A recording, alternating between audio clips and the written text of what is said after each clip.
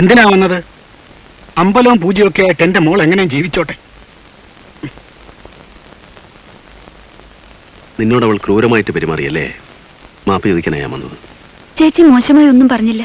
പിന്നെ നീ എന്തിനാ കരഞ്ഞത്? അത് പരിയേട്ടൻ ഇവിടെ വരാൻ പാടില്ലായിരുന്നു. അവരെന്തിനു വേദനിപ്പിക്കുന്നത്? പരിയേട്ടന്റെ ഓർമ്മകളിൽ പോലും ഞാൻ ഉണ്ടാവാൻ പാടില്ല. കയറി വരണുണ്ടോ നീ? ഇനി നാട്ടുകാരെ കൊണ്ടും കൂടെ പറയിപ്പിക്കണം.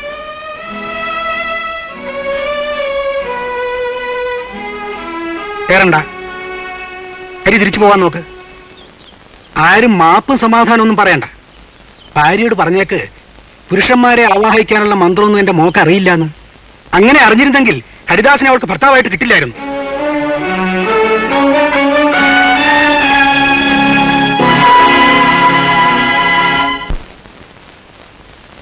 നീ എവിടെയാ പോയത്? എത്ര നേരമായി കാത്തിരിക്കുന്നു. വീട്ടിൽ കൊണ്ടുവന്നാക്കിയോ? കൊണ്ടുവന്നാക്കാൻ പറ്റില്ല, പക്ഷെ ഞാൻ പോയി. പിന്നെ തിരിച്ചു വന്ന എന്തിനാ? അവളുടെ കൂടെ അവിടെ കിടന്നോളം പാടില്ലായിരുന്നു. അടിച്ചോളൂ. ഇനി അതായിട്ട് എന്തിനു ബാക്കി വെക്കുന്നു? നിന്റെ മനസ്സിൽ പിശാചാണ്, സംശയത്തിന്റെ പിശാച്. പിശാച് അവളാണ്. ദുർമന്ത്രവാദം ചെയ്ത് നിങ്ങളെ മയക്കി എടുത്തിരിക്കുക. ഭക്തയാണത്രേ. അവളുടെ ഒരു ഭക്തി.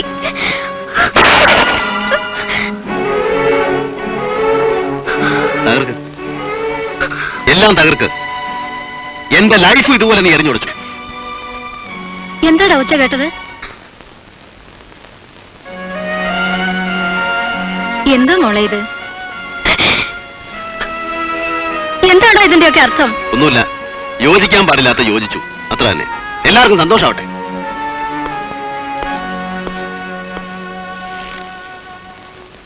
വാശി പിടിച്ചുകൊണ്ടൊന്നും ഒരു കാര്യമില്ല. സമ്മതിക്കാൻ നല്ലത്. സുധാകരൻ എന്താ ഒരു കുറവ്? അമ്മ ഒന്ന് ആലോചിച്ച് നോക്കിയേ. അനിയനെ പോലെ കരുതിയിരുന്ന ഒരാളെ ഒക്കെ താനെ ശരിയായിക്കൊള്ളൂ. നമ്മൾ പെണ്ണുങ്ങൾക്ക് അതിനുള്ള കഴിവുണ്ട്. കൊതിച്ചത് കിട്ടിയില്ല. നിനക്കിതാ വിധി. എന്താണോ പറയുന്നത്? ഒന്നുമില്ല. വെറുതെ എന്റെ സ്വഭാവം മാറ്റരുത്. ഞാൻ വിചാരിച്ചാൽ നടത്തിയിരിക്കും. എതിർത്താൽ അറിയാലോ നിനക്ക്.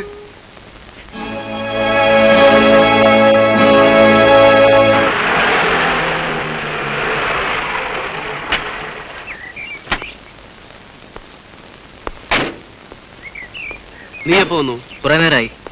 എന്നിട്ടെന്താ ഇവിടെ ഇരിക്കുന്നേ? വാ. വേണ്ട, ഞാനിവിടെ ഇരുന്നോളാം. സന്ദർശകർക്കുള്ള സീറ്റ് ഇവിടെയാണല്ലോ. അതെ, ഞാൻ വന്നത് അമ്മയെ ഞാൻ കൊണ്ടുപോവാണ്. എങ്ങോട്ട്? വാടകയ്ക്കാണെങ്കിലും ഇപ്പൊ എനിക്കൊരു വീടുണ്ട്. ഇതിലും മോശമല്ലാത്ത ഒന്ന്. അമ്മയെ കൊണ്ടുപോകാൻ പറ്റില്ല. അമ്മ ഒരാൾക്ക് മാത്രം അവകാശപ്പെട്ടതല്ലോ. അമ്മയ്ക്ക് സമ്മതമാണ്. മറ്റാരുടെ അനുവാദം എനിക്ക് ആവശ്യമില്ല. മോളെല്ലാ കാര്യവും നോക്കിക്കൊള്ളണം. വഴക്കൊന്നും ഉണ്ടാക്കരുത്. അമ്മേ, അമ്മ പോകാൻ തീരുമാനിച്ചു. അവൻ വന്ന് വിളിക്കുമ്പോ പറ്റില്ല എന്ന് പറയുന്നത് എങ്ങനെയാടാ? രണ്ടാളുടെ അടുത്തും അമ്മയ്ക്ക് നിൽക്കണ്ടേ? നിന്റെ കാര്യം നോക്കാൻ ഇവളുണ്ട്. അവനോ? എന്നോടൊരു വാക്ക് ചോദിച്ചിട്ട് മതിയായിരുന്നു. അതല്ലേ മോനെ അമ്മ കാത്തു നിന്നത്. നിന്റെ കാര്യത്തിൽ എനിക്ക് ഒരു പേടിയില്ല. അവന്റെ കാര്യത്തിലേ ഉള്ളൂ. വാശിയും ചുണ്ടിയും മൂക്കത്താ. അവൻ കുട്ടിയല്ലേ. അറിവും വിവരം വെക്കുമ്പോ മാറും. ഞാൻ ചെല്ലില്ലെന്ന് കരുതി പശുക്കളെയൊക്കെ നേരത്തെ ലോറി കൊണ്ടുപോയി.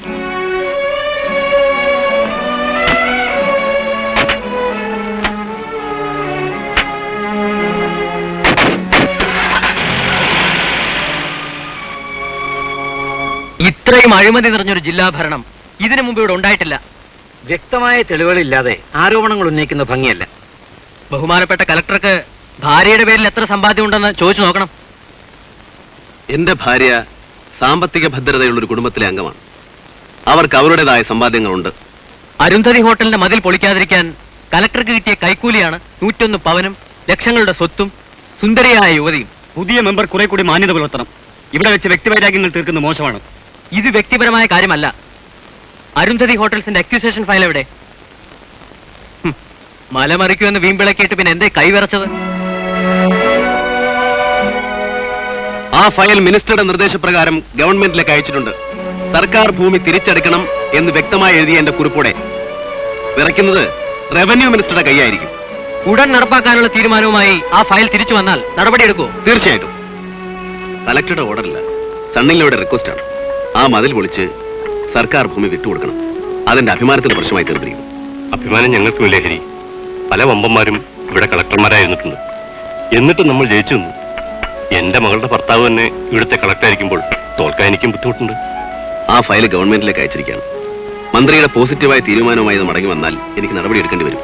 എന്ന് വെച്ചാൽ അരുന്ധതി ഹോട്ടൽ കോംപ്ലക്സിന്റെ മതിൽ എനിക്ക് പൊളിപ്പിക്കേണ്ടി വരും. അങ്ങനെ വന്നാൽ അത് പലതിന്റെയും ആരംഭമായിരിക്കും.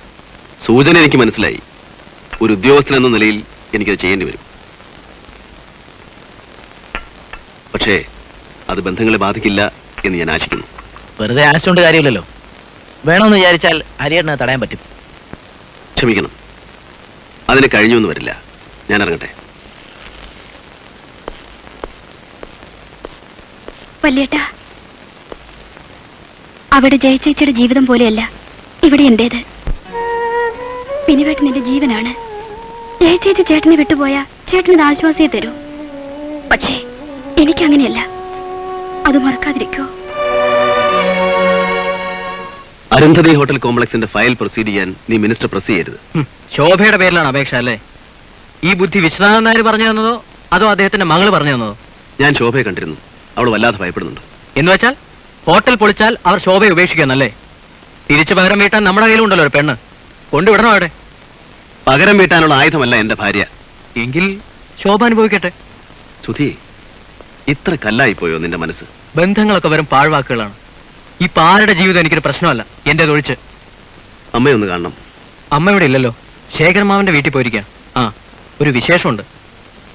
ശേഖരമാവന്റെ മകൾ രാധികയെ ഓർക്കുന്നുണ്ടാവല്ലോ? കുട്ടിക്കാലത്തെ ചേട്ടന്റെ കളിക്കൂട്ടുകാരി. വളർന്നപ്പോൾ ചേട്ടനെ ആശിച്ചിരുന്ന പെണ്ണ്. അവളെ ഞാൻ സ്വന്തമാക്കുന്നു. ക്ഷണക്കത്തുണ്ടാവും, വരണം.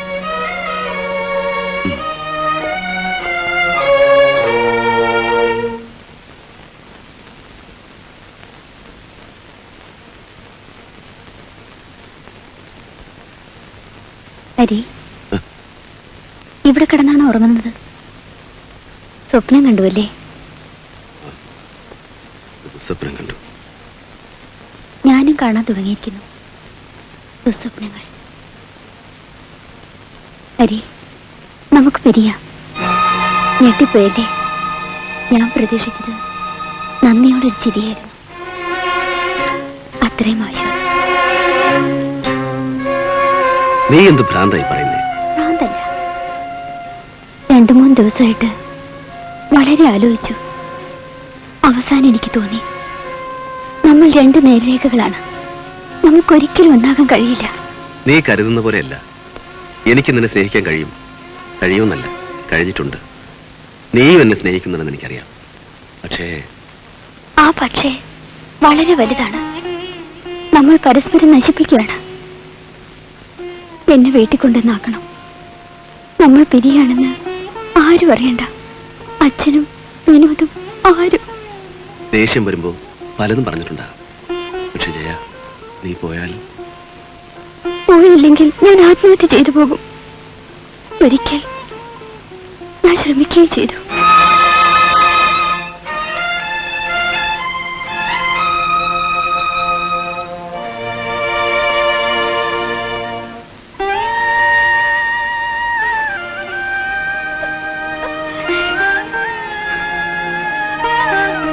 നോക്ക്, നിന്നെ വീട്ടിൽ കൊണ്ടുവന്നാക്കാം. പക്ഷേ നമ്മൾ പിരിയല്ല. ഒരു ചേഞ്ച്, എല്ലാം മറന്ന് പുതിയൊരു ജീവിതം, ഒന്നാകാനുള്ള ഒരു ഒരുക്കം. സമ്മതിച്ചു?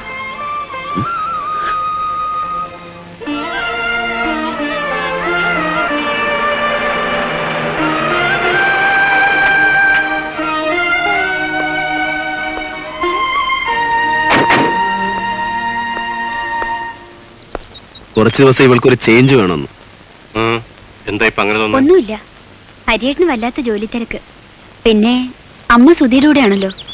ഞാൻ ഒറ്റയ്ക്ക് ബോറടിക്കുന്നു. അകത്തേക്ക് പോ. അരിയിരിക്കൂ. ഇല്ല, പോയിട്ട് കുറച്ച് ജോലികളുണ്ട്. വന്നിട്ടൊന്നും കഴിക്കാതെ. വേണ്ട. ഹരിദാസൻ, നിങ്ങൾ പിണങ്ങിയാണോ വന്നത്? അല്ല. ലാൻഡ് റിക്കവറി ഫയലും എന്റെ മകളും തമ്മിൽ ബന്ധമില്ലല്ലോ. അയ്യോ, അങ്ങനെ ചിന്തിക്കുന്നത് പോലും കഷ്ടമാണ്. ഞാൻ വരട്ടെ.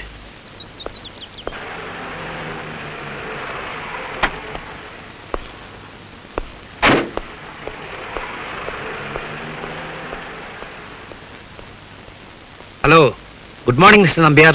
Good morning. എന്താ ധൃതിയിൽ? ഇപ്പൊ ഹോം മിനിസ്റ്റർ വിളിച്ചിരുന്നു. നമ്മുടെ മൂക്കിന് താഴെ ഒരു ആന്റി സോഷ്യൽ ഗ്രൂപ്പ് വളർന്നു വരുന്നത് അറിഞ്ഞില്ലേന്നാ അങ്ങനെ ഒരു ചോദ്യം. മൂക്കിന് താഴെ എവിടെയാ? ബേപ്പൂരിൽ ഒരു മറ്റവരുടെ ക്ഷേമരാഷ്ട്രം ഉണ്ടാക്കാൻ നടക്കണത് അറിഞ്ഞില്ലേന്ന് അക്കാര്യം അങ്ങനെ സൂചിപ്പിച്ചത്. അതിന് നമ്മൾ എന്ത് ചെയ്യും? സോഷ്യൽ വർക്കും സംഘടനയും പാടില്ലെന്ന് പറയാൻ നമുക്ക് പറ്റുമോ? പറ്റുമൊക്കെ ചെയ്യും. എന്താ ചെയ്യേണ്ടതെന്ന് എനിക്കറിയാം. അവിടെ ഭരണകക്ഷിയിൽ ഒരു കുഞ്ഞുമില്ല, ഒക്കെ അവളുടെ പുറകെയാ. ഇലക്ഷൻ ഉടനെ ഉണ്ടാവും. അതാ മന്ത്രിക്ക് ഇത്ര ചൂട്. ഇപ്പോഴായിരിക്കും ജനങ്ങളെ പറ്റി അണികളെ പറ്റി ഓർക്കാൻ സമയം കിട്ടിയത്. ഒരു കാര്യം ചെയ്യേ, പോലീസ് ഇറങ്ങി മെമ്പർഷിപ്പ് വരിക, പാർട്ടി വളരട്ടെ. തലക്രയമാനുണ്ടോ? ഒന്ന് പറഞ്ഞിട്ട് വേണ്ടത് ചെയ്യാമെന്ന് വെച്ചാ. ഇല്ല, അദ്ദേഹം ടൂറില്ല. ഇയാൾക്ക് കലക്ടറേറ്റിൽ ഇരിക്കാൻ സമയമില്ലല്ലോ. ഒരു ഒറ്റ ഉദ്യോഗസ്ഥന്മാർക്കും കണ്ടുകൂടാ. ശരിയാ, ഈ ജോലി ചെയ്യുന്നതും ചെയ്യിപ്പിക്കുന്നതും അവർക്കത്ര താല്പര്യമുള്ള കാര്യമല്ലല്ലോ. പാരമ്പര്യ തൊഴിലുകൾ നമുക്ക് നഷ്ടമായിക്കൊണ്ടിരിക്കുന്ന ഈ കാലഘട്ടത്തിൽ എല്ലാ വേലിക്കെട്ടുകളും ദുരഭിമാനങ്ങളും വെടിഞ്ഞ് ഈ കടപ്പുറത്തെ എന്റെ സഹോദരിമാർ പപ്പടമുണ്ടാക്കുവാനും പായ നെയ്യുവാനും കുട്ട നെയ്യുവാനും ഒക്കെ പഠിക്കാനും അവരെ അത്തരമൊരു കാഴ്ചപ്പാടിലേക്ക് നയിക്കുവാനും കഴിഞ്ഞ ശ്രീമതി രാധമയെ ഞാൻ അഭിനന്ദിക്കുന്നു. ഈ തൊഴിൽ യൂണിറ്റിന്റെ ഉദ്ഘാടനത്തിന് എന്നെ ക്ഷണിച്ചതിന് നന്ദിയും ആഹ്ലാദവുമുണ്ട്. ഇത് ഉദ്ഘാടനം ചെയ്യപ്പെട്ടതായി ഞാൻ പ്രഖ്യാപിക്കുന്നു.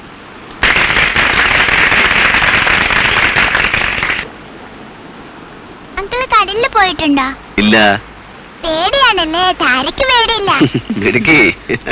സാറിന് നന്നായിട്ടൊരു കാപ്പി തരാൻ പോലും കഴിഞ്ഞില്ല. കാപ്പി നന്നായിട്ടുണ്ട്. സൽക്കാരങ്ങളെക്കാൾ എനിക്കിഷ്ടം ഇതുപോലുള്ള പരിപാടികൾ സംഘടിപ്പിക്കാനും അതിൽ പങ്കെടുക്കാനുമാണ്. ഇവിടെ അമ്പലത്തിൽ ഉത്സവമുണ്ട്, സാറ് വരുമോ? അയ്യോ, സമയം കാണില്ലല്ലോ. അല്ല, ഇതിനിടയ്ക്ക് ക്ഷേത്രകാര്യങ്ങളൊക്കെ ഉണ്ടോ? ഉത്സവം എന്നൊക്കെ പറയുന്നത് സന്തോഷിക്കാനുള്ള അവസരമല്ലേ സാർ? അതെ. അടുത്ത കാലം വരെ അങ്ങോട്ടും ഇങ്ങോട്ടും വൈരാഗ്യം തീർക്കലായിരുന്നു. ഇപ്പൊ അത് മാറി. ഉത്സവം എല്ലാവർക്കും ഉണ്ട്, ജാതിമത ഭേദമില്ലാതെ. നന്നായിരിക്കട്ടെ, കാണാം.